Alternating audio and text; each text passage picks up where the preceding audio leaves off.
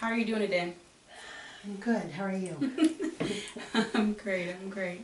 So, I know last week before we left off talking about your experience at your job, Dave's Place. Mm-hmm. Can we talk a little bit more about that today? Sure. Okay.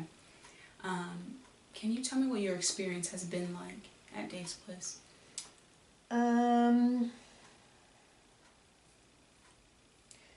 I had, when I was applying for internships, I applied to 3 or 4 places and was not chosen by any of them. Okay. So I kind of went through a hard time of trying to decide if I was supposed to be in the program or I wasn't supposed to be in the program. Okay. And so they suggested that I go to Teresa Hubbard's, which is a private practice up north. Okay. And I got that internship and I was really happy with it. In fact, I really wanted to do that full time. Okay. But they didn't think that was a safe bet. They weren't sure if I would get enough hours. Okay. So they had me go back down the list and pick another site to interview with. Okay. And when I did that, I picked Dave's Place. And in all honesty, I picked that because it was close to my house. Okay. And I thought, okay, Liberty's a long way away. I'll do Dave's Place. Mm-hmm. I'll mostly go to Liberty, Mm-hmm. and I'll do a few people at Dave's Place. Yeah. And be done. Yeah. Yeah. So I came and interviewed. Okay. And how was that?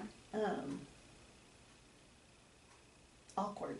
Okay. It was really awkward. Talk to me about why it was awkward. Well, it was, they were asking me questions that, they just weren't the kind of questions that I expected. Okay. So they wanted to talk about my faith, Okay. my religion, my beliefs, Okay. and how they would affect my work, and did I Okay. think I could walk with someone on a faith walk, and they asked me about my divorce, and Okay. it was stuff that really made me kind of uncomfortable. Yeah. But that, they wanted to know, and despite the discomfort, so it was 5 or 6 people in the room, and they Mhm. all African American, Okay. and me, and all I assume were pretty Christian, because they made it clear they were. And I don't call myself Christian, I don't call Yeah. myself non-Christian, I don't call myself anything, but I guess I just felt like kind of like a big sore red thumb. Like, here I am, all different from everybody else in this room. Yes. Well, but at the same time, even though the questions I thought were odd, and even though all the actual conversation felt uncomfortable, their energy and so their goodness, like their purpose, their intention, Okay. seemed to kind of shine out from underneath that. Wow. And it felt good. Okay. I thought, okay, I could do this, but Yeah. I didn't know still if they would pick me. Okay.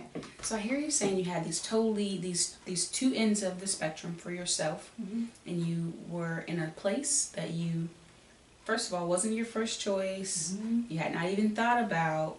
The only reason why you really chose it because it was kind of close to your house. And then you walk into this space where, as a white woman, you're the only white woman there, and there are just a bunch of African American women. Who also share the same religion, same church, same beliefs. Absolutely, absolutely. So, what was that like for you? I just felt out of place. Okay. Like I needed to defend myself against someone that wasn't attacking me. Wow. So they weren't attacking me, but I felt defensive. Wow. Yeah. Why do you think you felt defensive? I think because I was still trying to develop enough of a sense of self to be okay with my beliefs, or my I don't want to call them beliefs, but my just okay with myself. Okay. Even if the people I was talking to did not agree with me. And normally I'm okay with that, pretty normally, not all the time. But Okay. after having been turned down at 4 different places, I was Yeah. starting to feel like something was wrong with me. Wow. Wow. Yeah. So Okay. Wow, that's I very... kind of went into it with less confidence than I normally have. Mm-hmm. That's very interesting. And so you said you start to feel like something was wrong with you. Mm-hmm. Then you go into this space and you're like, whoa, what is happening here? Mm-hmm. And walk me through after the interview and kind of currently what's happening.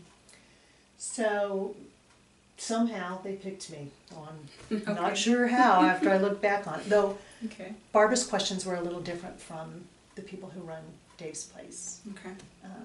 And I really liked her. I mean, and I, even though I felt kind of different from the other people, I Mhm. also kind of felt an immediate respect for them because Okay. they were working in their own neighborhood to empower people. Okay. So I could get behind their mission. Okay. You know, I thought that was a really valuable thing to do. So whatever their faith, they are living it. They aren't just espousing it. They are Yeah. actually living from their faith, and that Wow. brought me a deal of an element of respect. Wow. Is that how you see yourself?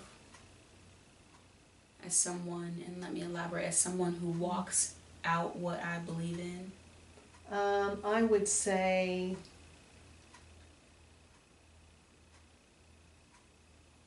that's a hard question. Because I guess I'm wondering what made that quality in them say, wow, that is so respectable and I can join with you in that experience. Yeah, I think I know what it is. I think it was them having no need to change my mind Okay. in order for them to be okay with themselves. Okay. Gave me the permission to be okay with who I was Okay. and not have to change myself. Okay. So they picked me, they chose me. Wow. Yeah. And in a way, you chose them too. Yeah, oh Yeah. God, just Yeah. because it always works out that way. Yeah. Good, I'm going to be emotional again. That's okay. Because it has been such a wonderful experience. Yeah. It's just in every way, shape, and form. Of course, working with Barb has been a great experience. Yeah. She's a great person as well as a knowledgeable professional. Mm-hmm. But just to be here, particularly with the women that I work with, but with everybody, Yeah. and see their strength and their resiliency and their courage in the face of sometimes unimaginable hardships. Mm.